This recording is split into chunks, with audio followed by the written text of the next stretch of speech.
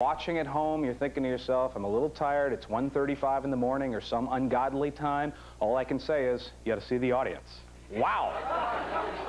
Now, you're in a good mood, and for good reason. We got a very interesting gentleman with us tonight, Mr. Stephen Bochco. He is a 10-time Emmy Award winner who created Hill Street Blues, L.A. Law, NYPD Blue. The list goes on and on. Also, the new critically acclaimed Murder One.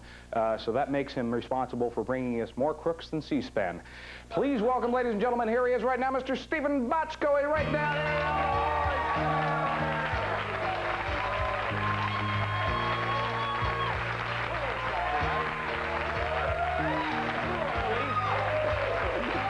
Thanks for coming.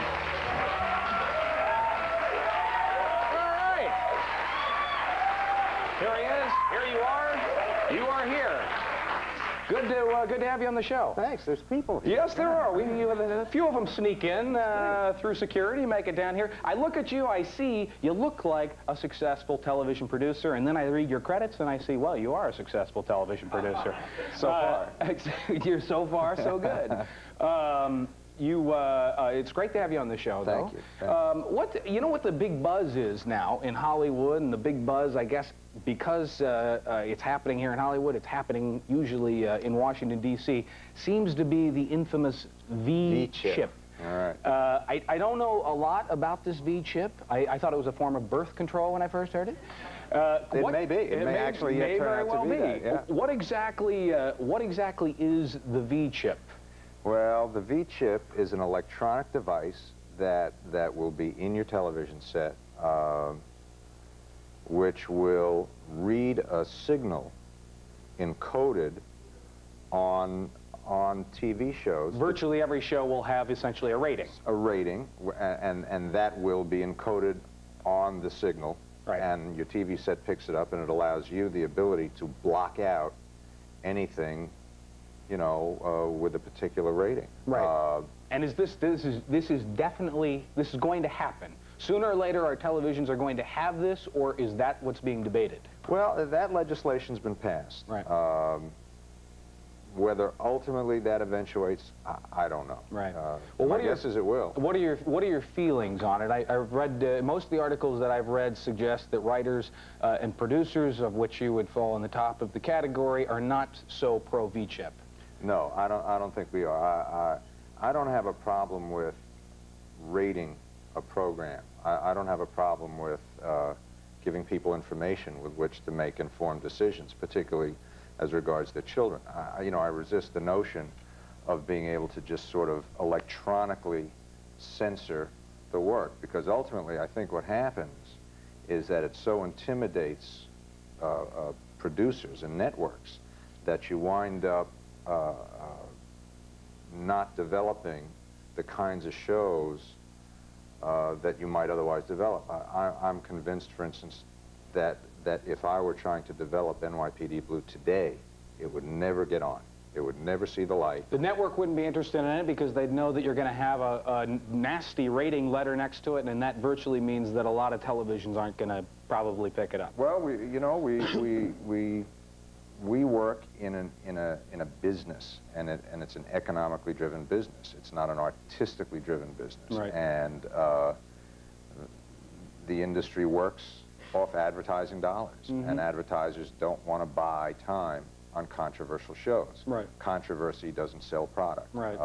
But proponents of it would be saying that it's really the American people, though, ultimately, who should be making the decision as to what it is they should watch or should not watch. No question. And finally, there's a tool. I'm sure you saw this article. Howard Rosenberg wrote this a couple weeks ago, an article about how he believes that maybe it's time for something like this to happen. And he says, the same industry that for millennia has accused parents who complain about TV of passing the buck and has argued them to assume greater responsibility for what their children watch would not withhold a critical tool to enable them to become self-censors that they've been told they should be. Why not? It's rough. You know, there's the best V-chip already on your television set. It's called the off button. Right. Turn it off. Right. Switch the channel. I mean, I don't want to be naive about this, and I know that there are concerns about the shows that are on television, and you know, there's a lot of bad ones. And, Yeah. and you know, if you could legislate bad taste, you'd probably lose 70% of everything that's on television. In our case, probably about 90%. Let's be honest. Obviously, but you know, that's the price to pay for your First Amendment rights.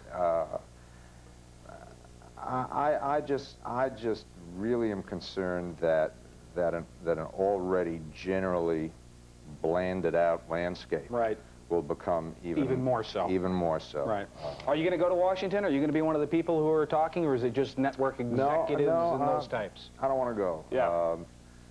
I think that's a circus. I think it's politically inspired. Right. I think the whole thing is going to kind of function in sound bites, and I don't want to be a part of that. On a lighter note, you're credited with reinventing the one-hour drama. It really started, was your biggest single success, or your first really big success, Hill Street Blues? Yeah, that's correct. And how, like, it broke a lot of rules at the time, didn't it? Yeah, it did. The fellow that I created that show with, Michael Kozel, and I had individually in the past worked on a lot of different cop shows, and we basically started from the premise that we've done this and we've done this and we've done that. What haven't we done? How do you do a show like this and make it fresh and make it different? And that was selfish on our part. We just didn't want to do the same old show again. What's the best example in terms of what you said, I've seen all this, now we're going to do this, that you could tell us? Oh gosh. I guess the editing alone was kind of fresh in terms of the way they... Well, you know, what we did with Hill Street was to put more information on the film, you know, visually and audibly. It was so busy. It was just dense with bodies and talk and sound and activity. And of course, initially, we did very poorly.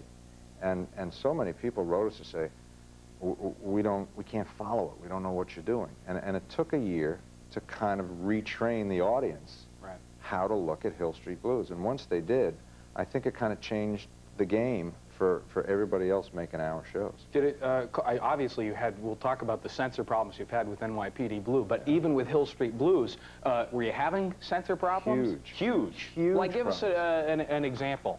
Oh, gosh. I remember a term, what was the thing?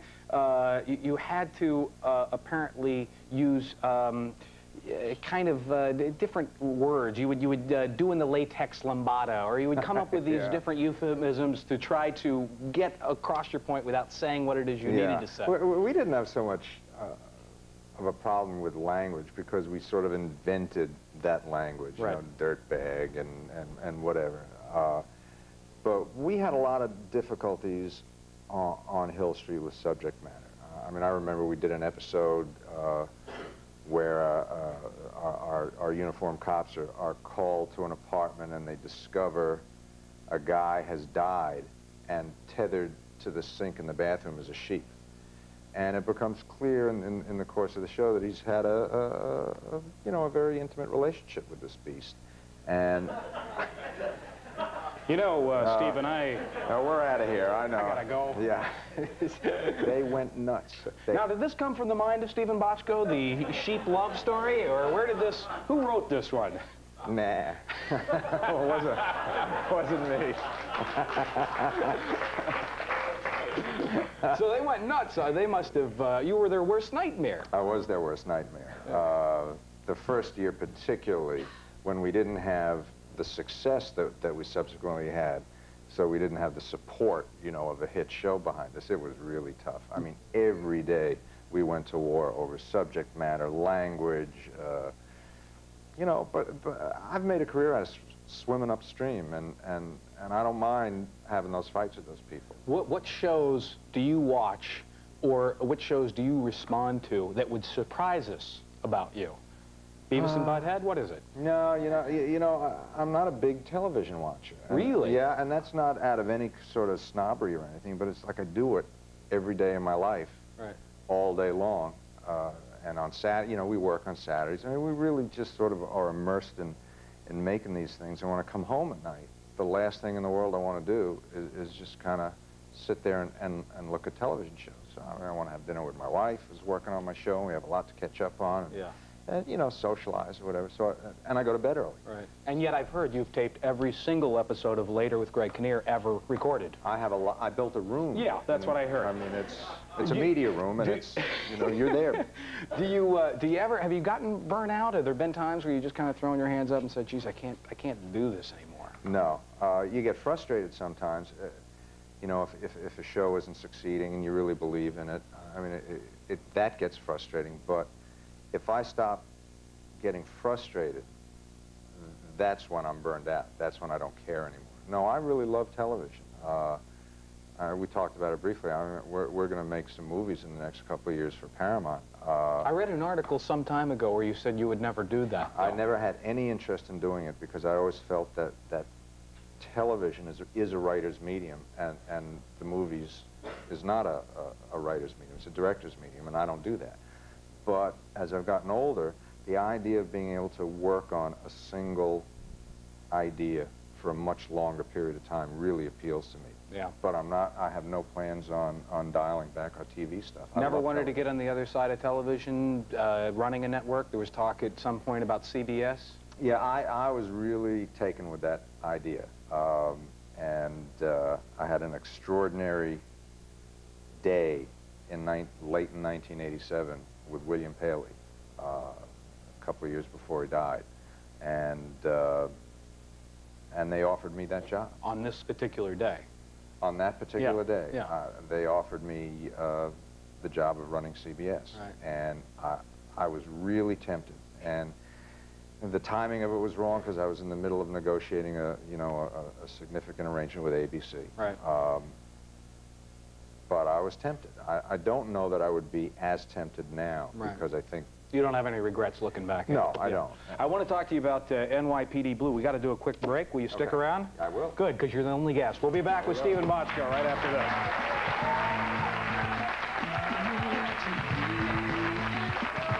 He called himself that, and I threw it back at him.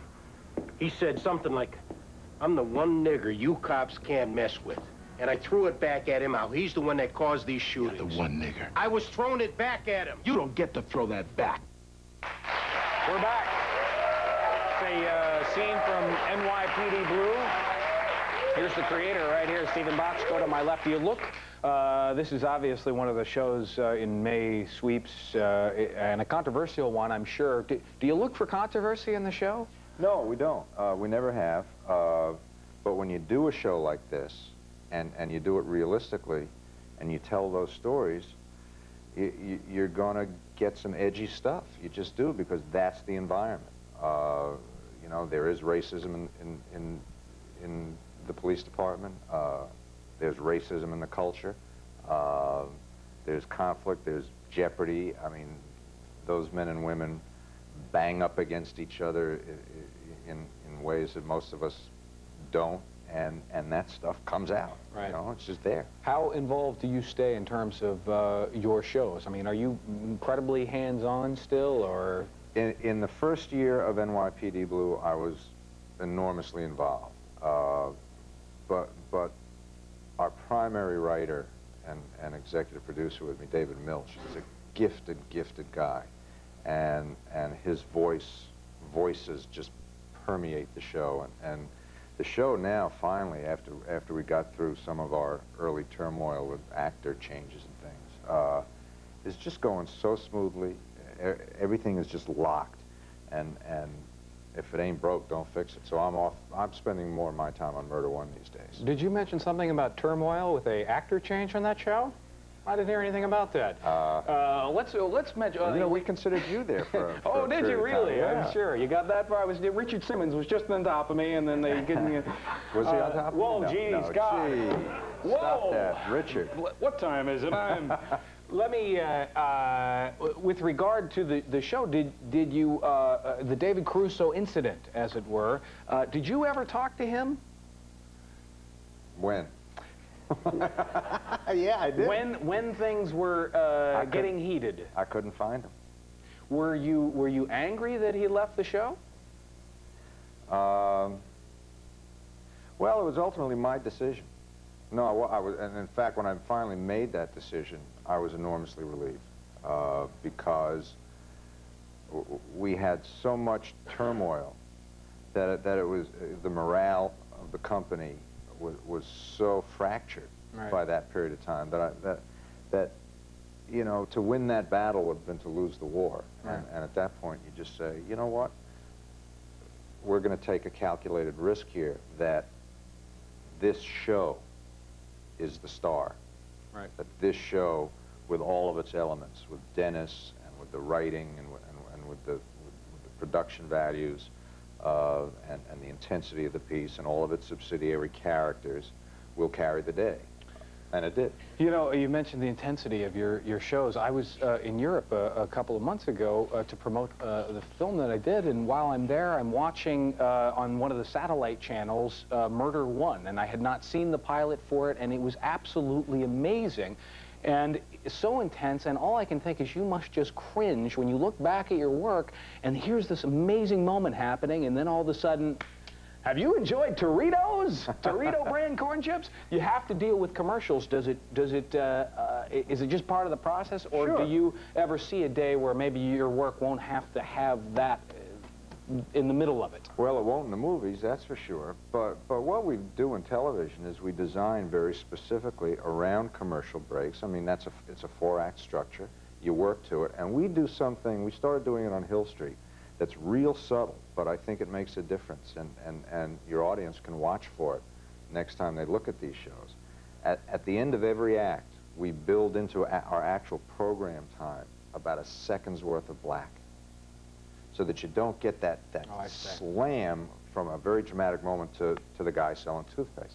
I mean, it's a very short period of time, but it's sort of like a little emotional buffer zone where everything settles, and then you go in a commercial. NYPD Blue's been hugely successful. Murder One, you've had a hard time with. Yeah, we're really struggling with that. Can you, what are your thoughts? Have you figured out what the problem is? Do you think there's a solution to it? And how upset are you? Well, you know, when we first started making the show, I didn't feel that we quite were on top of it. But I feel like we've made some adjustments to the first 8 or 9 shows. And from about show 10 on, I think we're just kicking ass. I think it's a terrific show. And I think that partly because we were up against ER in the very beginning, and that show's just an awesome hit, and nobody's going to do any business against them. And then we went down for 7 weeks. Right. And when we came back, I think a lot of people felt that you know, there was too much backstory to kind of drop in and pick up the threads of it and be. Well, if you've missed a couple of shows, can you tune into the show and still be right back into it? Yeah, I think you can. I mean, we put a pretty lengthy reprise in the front of every episode that gives you sort of the salient points of the backstory. But I think even without that, if you watched 2 episodes, I think you'd pick up the threads of everything that we're doing. Right. Speaking of V-chips, we need to get one for Dennis Franz's butt. All right? Yeah, I know. It's not a pretty picture, but... we got to do a break. We'll be back right after this.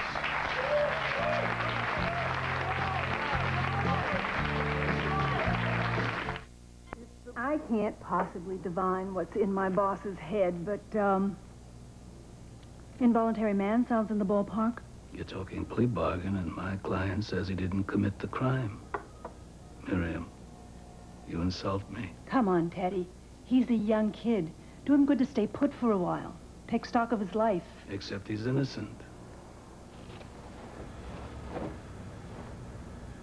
Now you insult me.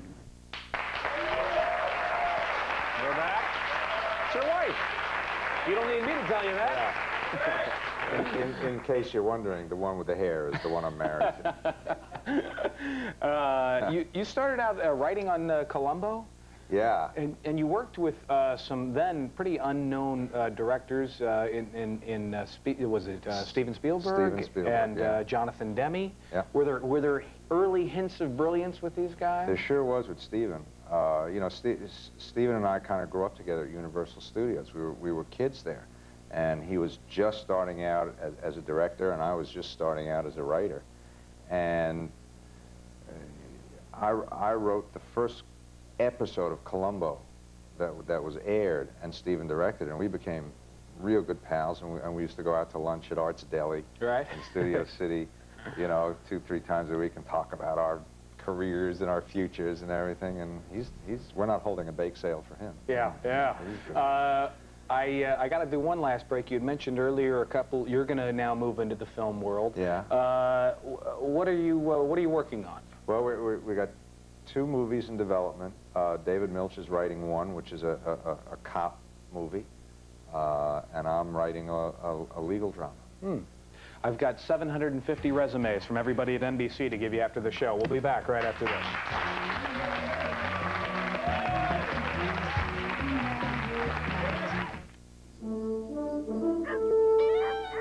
George is not a pet.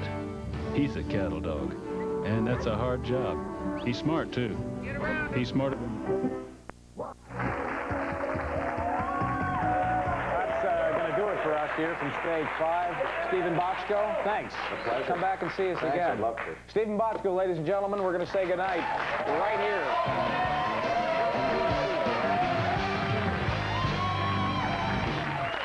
NBC Nightside goes to court in Little Rock, where the president's testimony on Whitewater is heard via videotape.